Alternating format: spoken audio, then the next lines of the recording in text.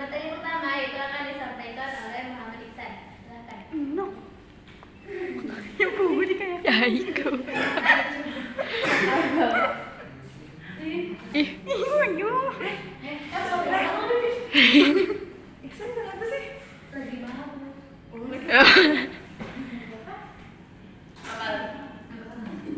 Baik teman-teman, di sini saya akan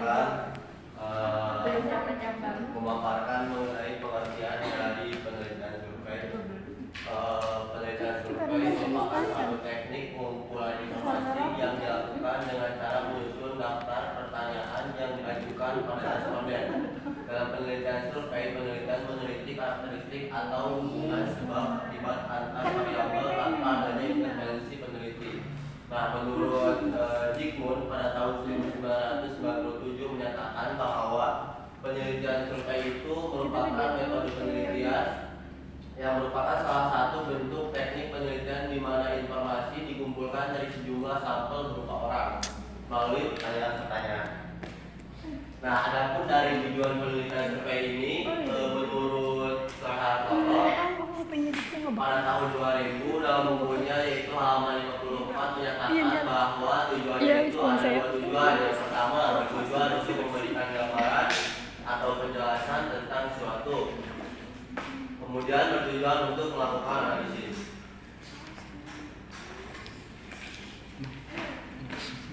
Nah, bertujuan untuk memberikan gambaran penjelasan tentang sesuatu. Yang pertama yaitu survei dapat dilakukan dengan tujuan untuk memberikan gambaran tentang sesuatu. Apa sih tiba gas standar mempengaruhi. Survei deskriptif berkaitan dengan situasi yang memerlukan teknik pengumpulan data tertentu seperti wawancara, angket, atau observasi. Nah, apabila survei deskriptif ini menggunakan teknik statistik, maka statistik yang digunakan adalah statistik deskriptif.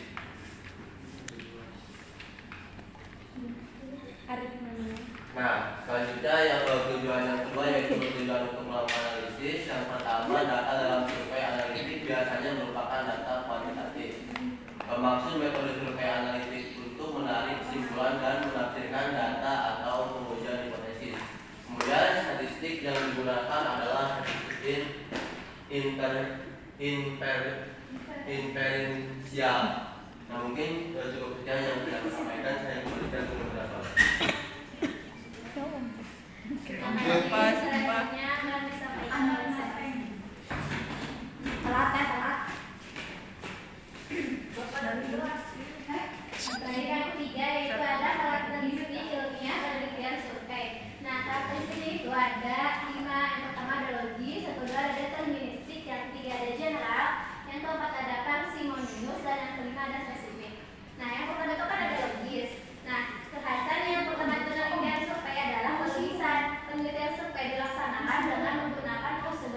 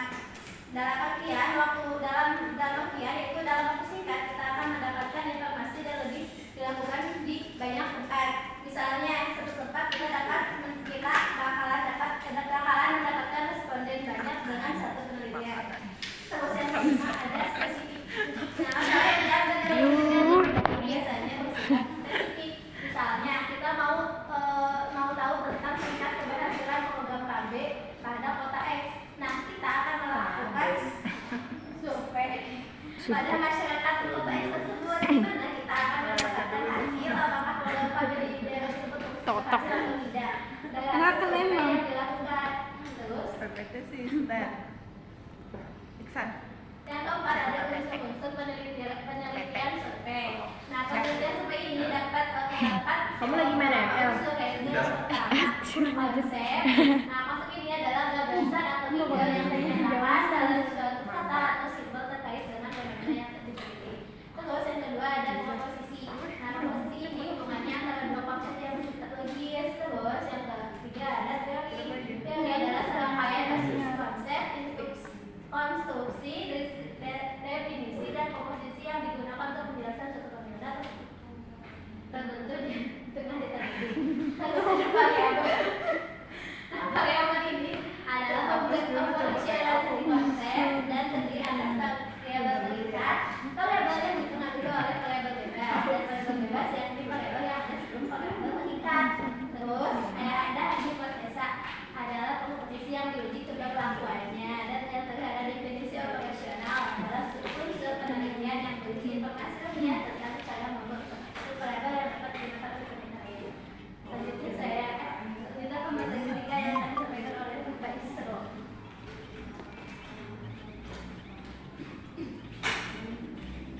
Untuk pembahasan berikutnya yaitu jenis-jenis dari penelitian survei. Yang pertama ada survei catatan, di mana survei ini bisa juga disebut sebagai survey of record.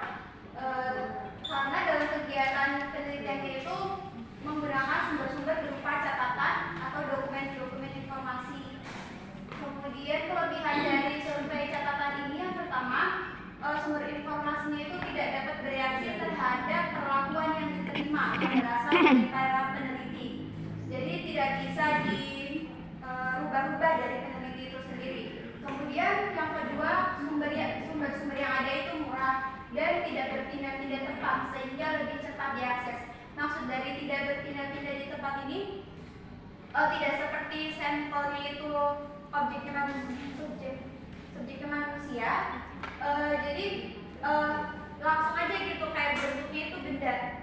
Kemudian jika catatan tepat dan update, mereka itu dapat menjadi acuan perbandingan yang sangat baik karena sifatnya itu aktual. Kemudian kekurangannya dari survei catatan ini yang pertama, penelitian terhalang dengan sumber catatan yang memiliki sifat konfidensial atau rahasia kelompok atau mungkin juga pribadi.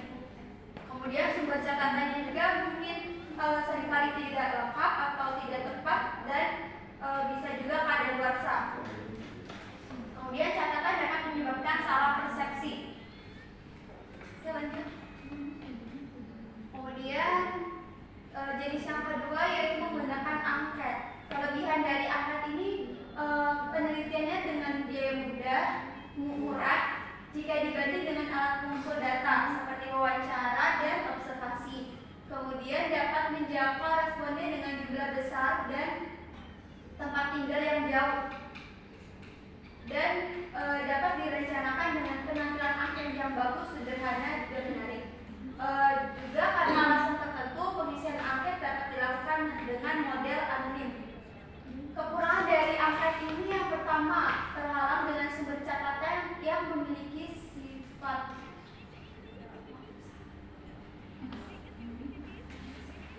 untuk kekurangan dari menggunakan angket sendiri nanti akan dijelaskan lebih lanjut. Jenis yang kedua, wawancara menggunakan telepon. Kelebihan dari menggunakan telepon ini lebih murah dibanding dengan metode wawancara langsung. Kemudian memungkinkan menghubungi responden itu dalam jumlah besar. Dapat dilakukan dengan waktu fleksibel, bisa siang, malam, atau pagi. Kemudian mencakup daerah tinggal yang lebih luas, jadi tidak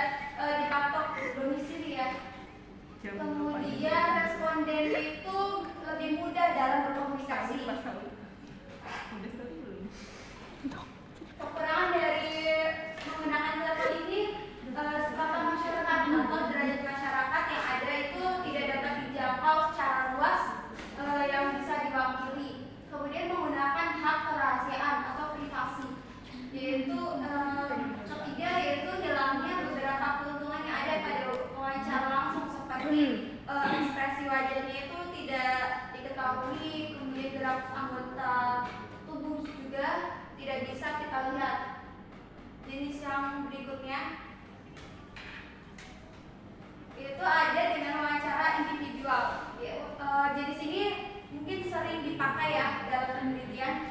Adapun kelebihannya itu bersifat personal, kemudian memungkinkan terjadinya wawancara yang mendalam dengan jawaban yang bisa lebih spesifik lagi. Kemudian prosesnya itu fleksibel dengan menyesuaikan situasi dan kondisi lapangan yang ada. Lalu memungkinkan peneliti memperoleh informasi tambahan dari responden yang berkaitan dengan gerakan tangan, badan, nada, dan suara dari responden. Kekurangan dari wawancara individual yang pertama, lebih mahal dan memerlukan waktu lama karena sifatnya kan tetap muka ya. Kemudian memungkinkan terjadinya intimidasi ketika terjadi hal yang mengecewakan responden. Ini bisa terjadi ketika ada pertanyaan yang memungkinkan menyinggung si responden tersebut. Kemudian terjadinya manipulasi secara terang-terangan dari pewawancara. Lalu memungkinkan terjadinya konflik pribadi dan memerlukan keterampilan berwawancara. Jadi dibutuhkan si pewawancara itu berbicaranya fase. Oke, lanjut. Kemudian yang terakhir itu jenis dari penelitian ini itu wawancara kelompok, di mana teknik ini sangat mirip sama wawancara per orang, namun menggali informasi itu secara grup, memungkinkan terjadinya interaksi di antara anggota kelompok dan dengan peneliti, sehingga menghasilkan suatu gambaran yang lebih baik tentang keadaan subjek atau objek yang diteliti. Kelebihan dari jenis ini yang pertama, cara tersebut lebih efisien dan lebih murah jika dibanding dengan wawancara secara individual, di mana kalau secara individual kan harus satu persatu orang kan, cuma kalau grup kan berarti langsung mungkin satu pertanyaan bisa mewakili 5 orang. Kemudian hasil surveinya itu lebih merefleksikan tingkah laku dari kelompok. Selanjutnya menunjukkan adanya bentuk interaksi kelompok dalam suatu lembaga dan dapat merangsang produktivitas yang lebih tinggi di antara kelompok. Adapun kekurangan dari jenis ini, adanya interaksi antar anggota dalam suatu kelompok memungkinkan terjadinya rasa terintimidasi perbedaan yang ada dalam individual. Kemudian menimbulkan terjadinya loyalitas kelompok yang dapat mempengaruhi keadaan kelompok tersebut dan memungkinkan terjadinya manipulasi oleh anggota grup yang memiliki kelebihan seperti pandai bicara. Oke, selanjutnya pembahasan tentang langkah-langkah dari penelitian survei. Yang pertama, untuk melakukan penelitian survei ini ditentukan dulu permasalahan, yaitu dalam perumusan masalah dan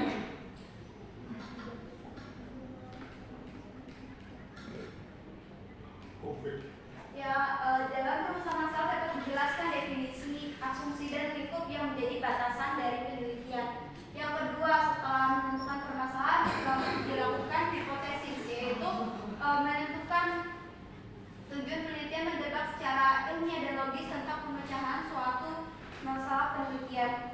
Yang ketiga, menunjukkan tujuan penelitian, yaitu dengan mendebat secara ilmiah dan logis tentang pemecahan suatu masalah penelitian. Aduh.